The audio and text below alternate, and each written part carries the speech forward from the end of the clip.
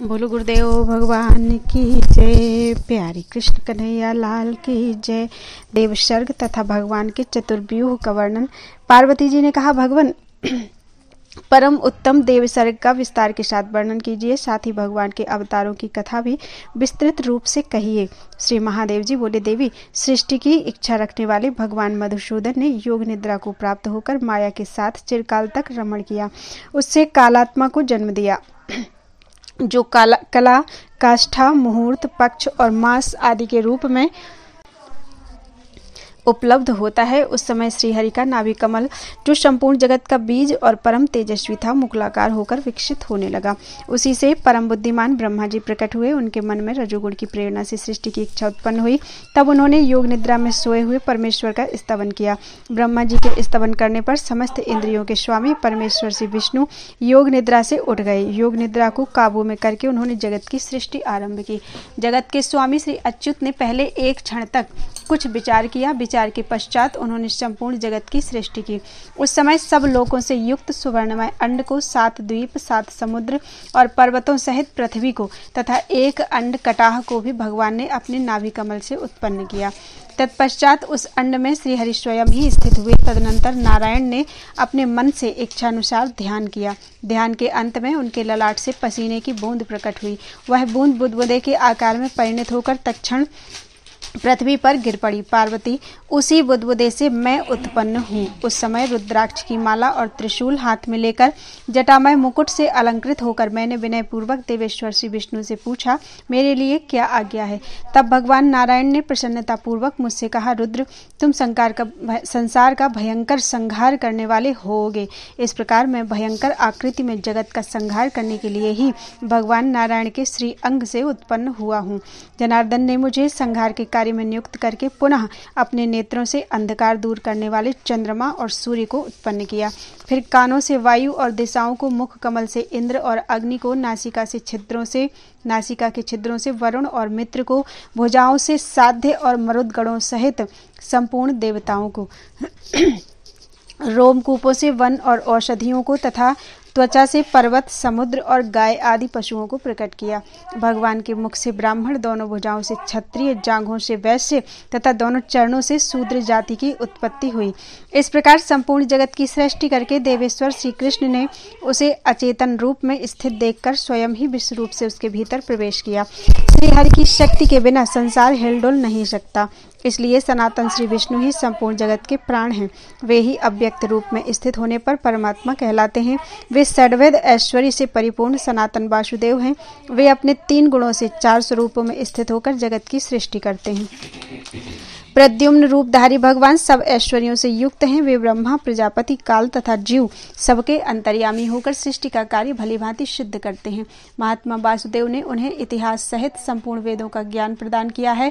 लोक पितामह ब्रह्मा जी प्रद्युम्न के ही अंशभागी हैं। वे संसार की सृष्टि और पालन भी करते हैं। भगवान अनिरुद्ध शक्ति और तेज से संपन्न हैं।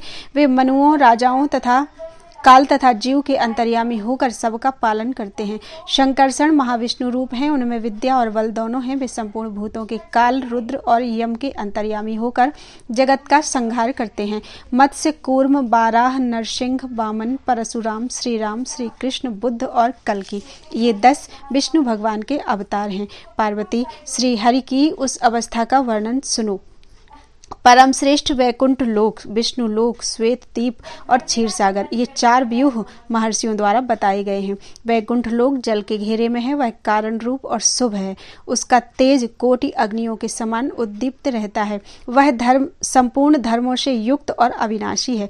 परम धाम का जैसा लक्षण बताया गया है वैसा ही उसका भी है। नाना प्रकार की रत्नों से उद्भासित वैकुंठ नगर चंड आदि द्वारपालों और कुमुद आदि दिक्पालों से सुरक्षित है।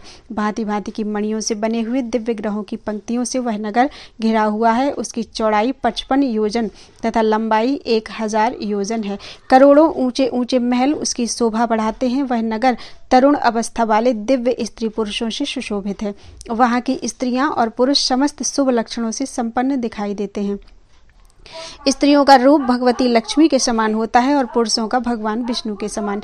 वे सब प्रकार के आभूषणों से विभूषित होते हैं तथा भक्ति जनित मनोरम आह्लाद से सदा आनंद मग्न रहते हैं। उनका भगवान विष्णु के साथ अविच्छिन्न संबंध बना रहता है। वे सदा उनके समान ही सुख भोगते हैं। जहाँ कहीं से भी श्रीहरि के लोक में प्रविष्ट हुए शुद्ध अंतःकरण वाले मानव फिर संसार में जन्म नहीं लेते।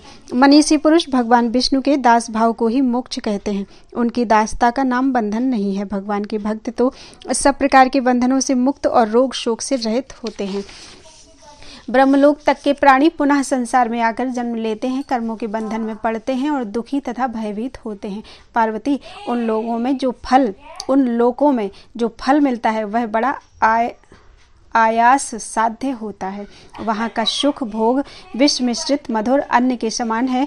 जब पुण्य कर्मों का क्षय हो जाता है तब मनुष्यों को स्वर्ग में स्थित देखकर देवता कुपित हो उठते हैं और उसे संसार के कर्म बंधन में डाल देते हैं।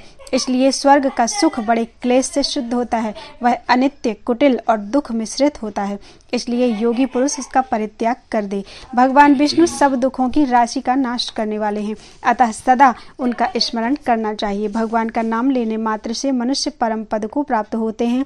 इसलिए पार्वती, विद्वान पुरुष सदा भगवान विष्णु के लोक को पाने की इच्छा करे। भगवान दया के सागर हैं, अतः अनन्य भक्ति के साथ उनका भजन करना चाहिए। वे सर्वज्ञ और गुणवान हैं, निसंदेह सबकी रक्षा करते हैं। जो परम कल्याणकारक और सुखमय अष्टाक्षर मंत्र का जप करता है वह सब कामनाओं को पूर्ण करने वाले बैकुंठ धाम को प्राप्त होता है। वहाँ भगवान श्रीहरि सहस्रों को सूर्यों की किरणों से सुशोभित दिव्य विमान पर विराजमान रहते हैं। उस विमान में मणियों के खंभे शोभा पाते हैं। उसमें एक सुवर्णमय पीठ है जिसे आधार शक्ति आदि ने धारण कर रखा है, जो भांति भांति के रत्नों का बना हुआ एवं अलौकिक है। उसमें अनेकों रंग जान पड़ते हैं। पीठ पर अष्टदल कमल है जिन पर मंत्रों के अक्षर और पद अंकित हैं। उसकी सुरम्य कर्णिका में लक्ष्मी बीज का शुभ अक्षर अंकित है।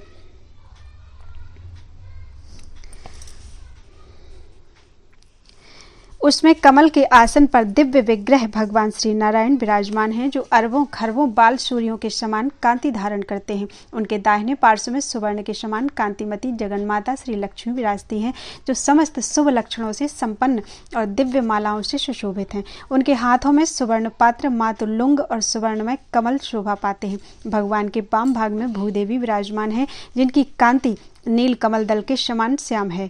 वे नाना प्रकार के आभूषणों और विचित्र वस्त्रों से सुशोभित हैं। उनके ऊपर के हाथों में 2 लाल कमल हैं और नीचे के 2 हाथों में उन्होंने 2 धान्य पात्र धारण कर रखे हैं। विमला आदि शक्तियां दिव्य चवर लेकर कमल के 8 दलों में स्थित होकर भगवान की सेवा करती हैं। वे सभी समस्त शुभ लक्षणों से संपन्न हैं।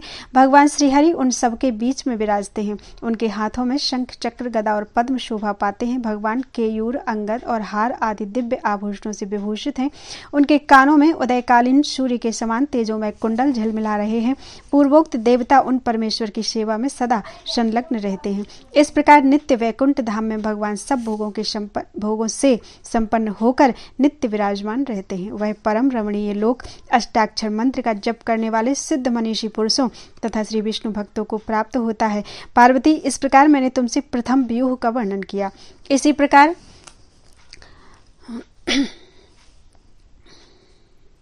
वैष्णवलोक, श्वेत द्वीप और क्षीरसागर निवासी द्वितीय, तृतीय और चतुर्थ व्यूह का वर्णन करके श्री शिवजी ने कहा, पार्वती अब और क्या सुनना चाहती हो? देवी, भगवान पुरुषोत्तम में तुम्हारी भक्ति है, इसलिए तुम धन्य और कृतार्थ हो।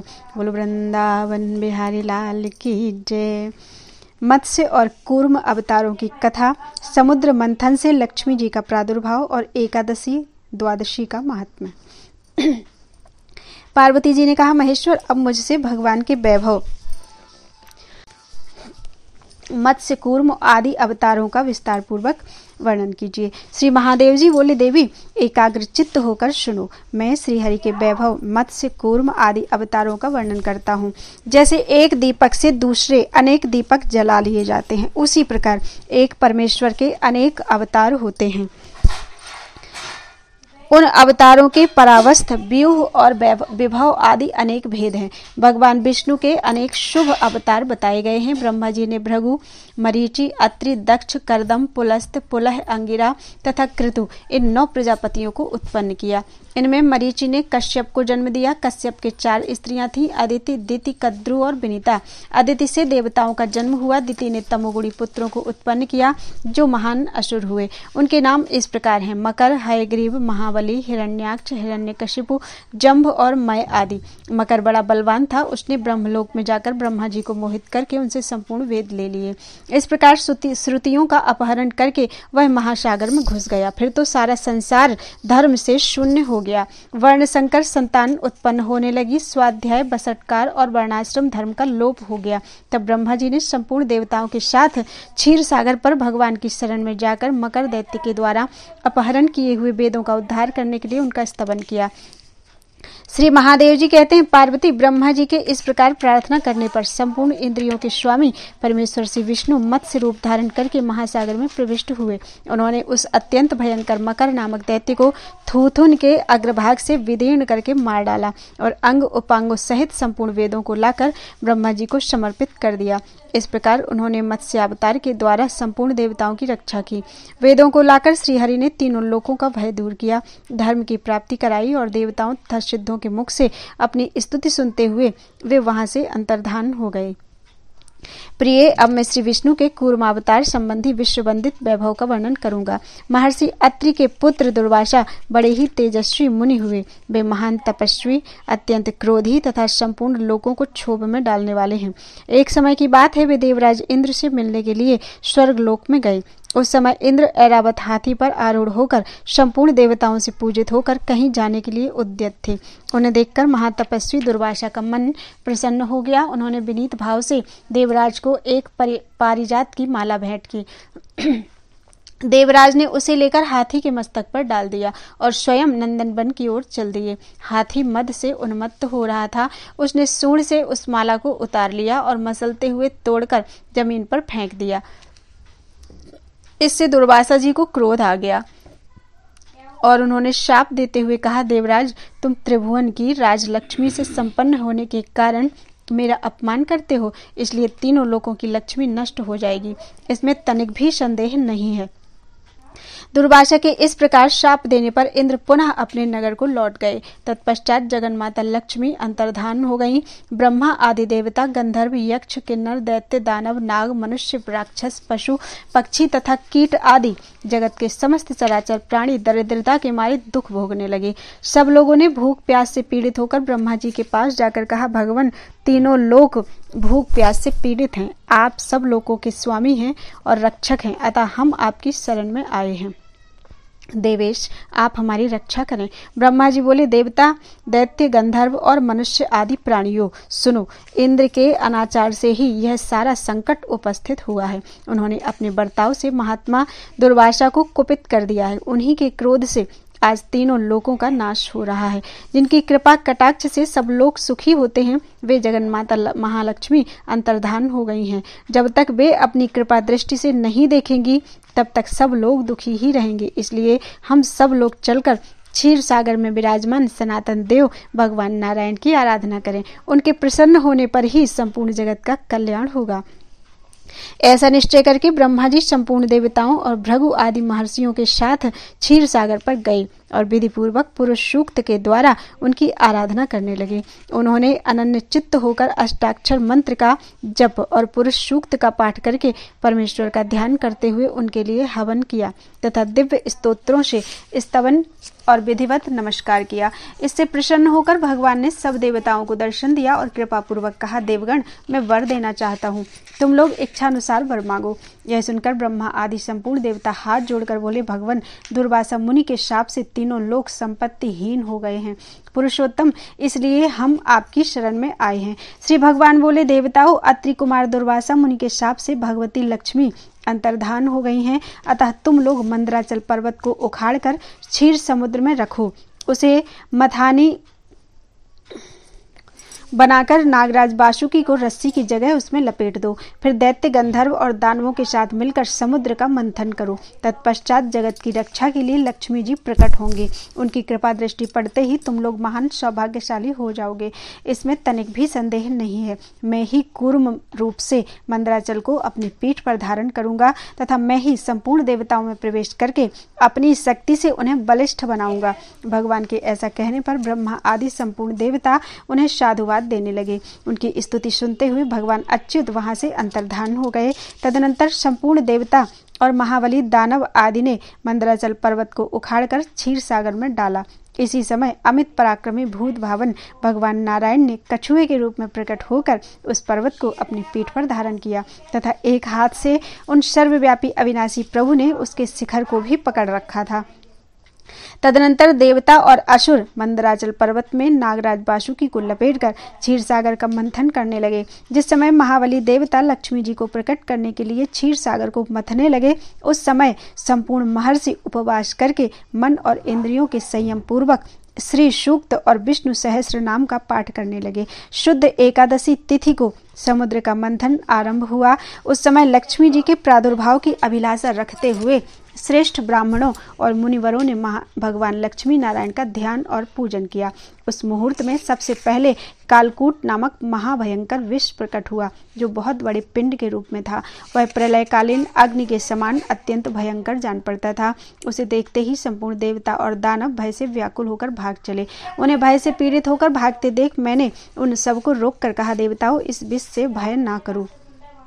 इस कालकूट नामक महान विष को मैं अभी अपना आहार बना लूंगा। मेरी बात सुनकर इंद्र आदि संपूर्ण देवता मेरे चरणों में पड़ गए और साधु साधु कहकर मेरी स्तुति करने लगे। उधर मेघ के समान काले रंग वाले उस महाभयानक विष को प्रकट हुआ देख मैंने एकाग्र चित्त से अपने हृदय में सर्व दुखहारी भगवान नारायण का ध्यान किया और उनके 3 नाम रूपी महामंत्र का भक्ति पूर्वक जप करते हुए उस भयंकर विष को पी लिया। सर्वव्यापी श्री विष्णु के 3 नामों के प्रभाव से उस लोक संहारकारी विष को मैंने अनायास ही पचा लिया। अच्युत, अनंत और गोविंद, ये ही श्री हरि के 3 नाम हैं जो एकाग्र चित्त होकर इनके आदि में प्रणव और अंत में नमः जोड़कर ओम अच्युताय नमः, ओम अनंताय नमः तथा ओम गोविंदाय नमः इस रूप में भक्ति पूर्वक जप करता है, उसे विष, रोग और अग्नि से होने वाली मृत्यु का महान भय नहीं प्राप्त होता। जो इस 3 नाम रूपी महामंत्र का एकाग्रता पूर्वक जप करता है, उसे काल और मृत्यु से भी भय नहीं होता। फिर दूसरों से भय होने की तो बात ही क्या है। देवी, इस प्रकार मैंने 3 नामों के ही प्रभाव से विष का पान किया था। तत्पश्चात समुद्र मंथन करने पर लक्ष्मी जी की बड़ी बहन दरिद्रा देवी प्रकट हुई। वे लाल वस्त्र पहने थी। उन्होंने देवताओं से पूछा, मेरे लिए क्या आज्ञा है। तब देवताओं ने उनसे कहा, जिनके घर में प्रतिदिन कलह होता हो वहीं हम तुम्हें रहने के लिए स्थान देते हैं। तुम अमंगल को साथ लेकर उन्हीं के घरों में जा बसो, जहाँ कठोर भाषण किया जाता हो, जहाँ के रहने वाले सदा झूठ बोलते हों तथा जो मलिन अंतःकरण वाले पापी संध्या के समय सोते हों, उन्हीं के घर में दुख और दरिद्रता प्रदान करती हुई तुम नित्य निवास करो। महादेवी, जो खोटी बुद्धि वाला मनुष्य पैर धोए बिना ही आचमन करता है, उस पाप परायण मानव की ही तुम सेवा करो। कलह प्रिया दरिद्रा देवी को इस प्रकार आदेश देकर संपूर्ण देवताओं ने एकाग्र चित्त होकर पुनः क्षीर सागर का मंथन आरंभ किया। तब सुंदर नेत्रों वाली वारुणी देवी प्रकट हुई, जिसे नागराज अनंत ने ग्रहण किया। तदनंतर समस्त शुभ लक्षणों से सुशोभित और सब प्रकार के आभूषणों से विभूषित एक स्त्री प्रकट हुई, जिसे गरुण ने अपनी पत्नी बनाया। इसके बाद दिव्य अप्सराएं तथा महातेजस्वी गंधर्व उत्पन्न हुए, जो अत्यंत रूपवान और सूर्य, चंद्रमा तथा अग्नि के समान तेजस्वी थी। तत्पश्चात ऐरावत हाथी, उच्चैःश्रवा नामक अश्व, धन्वंतरी वैद्य, पारिजात वृक्ष और संपूर्ण कामनाओं को पूर्ण करने वाली सुरभि गौ का प्रादुर्भाव हुआ। इन सब को देवराज इंद्र ने बड़ी प्रसन्नता के साथ ग्रहण किया। इसके बाद द्वादशी को प्रातः काल सूर्योदय होने पर संपूर्ण लोकों की अधीश्वरी कल्याणमयी भगवती महालक्ष्मी प्रकट हुई। उन्हें देखकर सब देवताओं को बड़ा हर्ष हुआ। देवलोक में दुंदुभियां बजने लगी, वन देवियां फूलों की वृष्टि करने लगी, गंधर्वराज गाने और अप्सराएं नाचने लगी, शीतल एवं पवित्र हवा चलने लगी, सूर्य की प्रभा निर्मल हो गई, बुझी हुई अग्नियां जल उठी और संपूर्ण दिशाओं में प्रसन्नता छा गई। तदनंतर क्षीर सागर से शीतल एवं अमृतमयी किरणों से युक्त चंद्रमा प्रकट हुए, जो माता लक्ष्मी जी के भाई और सबको सुख देने वाले हैं। वे नक्षत्रों के स्वामी और संपूर्ण जगत के मामा हैं। इसके बाद श्री हरि की पत्नी तुलसी देवी प्रकट हुई, जो परम पवित्र और संपूर्ण विश्व को पावन बनाने वाली हैं। जगन माता तुलसी का प्रादुर्भाव श्री हरि की पूजा के लिए ही हुआ है। तत्पश्चात सब देवता प्रसन्न चित्त होकर मंदराचल पर्वत को यथास्थान रखाए और सफल मनोरथ होकर माता लक्ष्मी के पास जाकर सहस्र नाम से स्तुति करके श्री सूक्त का जप करने लगे। तब भगवती लक्ष्मी ने प्रसन्न होकर संपूर्ण देवताओं से कहा, देववरों, तुम्हारा कल्याण हो, मैं तुम्हें वर देना चाहती हूँ, मुझसे मनोवांछित वर मांगो। देवता बोले, संपूर्ण लोकों के स्वामी भगवान विष्णु की प्रियतमा लक्ष्मी देवी, आप हम लोगों पर प्रसन्न हो और श्री विष्णु के वक्ष स्थल में सदा निवास करें, कभी भगवान से अलग ना हो तथा तीनों लोकों का भी कभी परित्याग ना करें। देवी, यही हमारे लिए श्रेष्ठ वर है। जगन माता, आपको नमस्कार है, हम आपसे यही चाहते हैं। देवताओं के ऐसा कहने पर श्री नारायण की प्रियतमा लोक माता महेश्वरी लक्ष्मी ने एवमस्तु कहकर उनकी प्रार्थना स्वीकार की। तदनंतर क्षीर सागर पर भगवान नारायण और ब्रह्मा जी भी प्रकट हुए। देवताओं ने जनार्दन को नमस्कार करके उनका स्तवन किया और प्रसन्न वदन होकर हाथ जोड़कर कहा, सर्वेश्वर, आप अपनी प्रियतमा और महारानी लक्ष्मी देवी को, जो कभी आपसे अलग होने वाली नहीं है, जगत की रक्षा के लिए ग्रहण कीजिए। ऐसा कहकर ब्रह्मा आदि देवता और मुनियों ने नाना प्रकार के रत्नों से बने हुए बाल सूर्य के समान तेजस्वी दिव्य पीठ पर भगवान विष्णु और भगवती लक्ष्मी को बिठाया तथा नेत्रों से आनंद के आंसू बहाते हुए उन्होंने दिव्य वस्त्र, दिव्य माला, रत्नमय आभूषण और अपराकृत दिव्य फलों से उन दोनों का पूजन किया। क्षीर सागर से जो कोमल दलों वाली तुलसी देवी प्रकट हुई थी, उनके द्वारा उन्होंने लक्ष्मी जी के युगल चरणों का अर्चन किया। फिर 3 बार प्रदक्षिणा और बारंबार नमस्कार करके दिव्य स्तोत्रों से स्तुति की।